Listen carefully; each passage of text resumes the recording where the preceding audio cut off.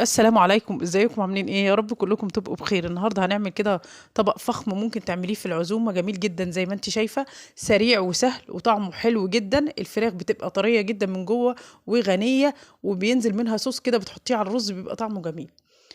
انا جبت الفرختين اللي انتوا شايفينهم دول، يعني كان تقريبا الاتنين وزنهم عاملين كيلو ونص، كانوا عرض وكان 151 جنيه. بعد ما نضفهم كويس ونشفهم جبت 3 معالق من الصلصة، وعليهم معلقتين كبار من الزبادي، وبهارات فراخ وبابريكا وكزبرة وملح وفلفل اسود وجنزبيل، ومعلقة توم صغيرة. وهنحط عليهم 3 معالق زيت كبار، وهنعصر نص ليمونة كبيرة.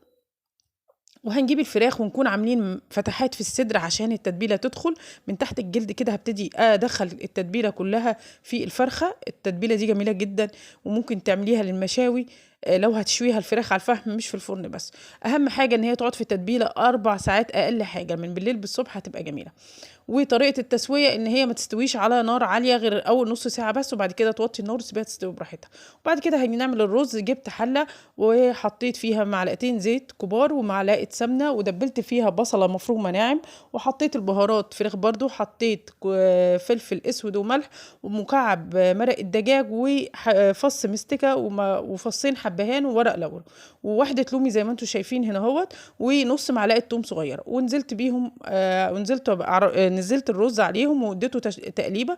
وبعد كده رحنا نزلنا بالميه، والفراخ كانت دخلت في السوا، فجبت شويه من صوص الفراخ دي وحطيته على الرز، وطبعا ده بيديها طعم خطير جدا. اول ما استوى الرز وظبطنا الملح طبعا، جبت فحمه وطفيتها جوه الرز عشان تديله طعم الشوي. وزي ما انتم شايفين الرز طلع مفلفل وجميل، والفراخ كانت حمرا وزي الكهرمانه هي قدامكم. ان شاء الله تجربوا الوصفه وتعجبكم باذن الله. طبق فخم ممكن تعمليه في العزومات، ورمضان كريم واشوفكم على خير.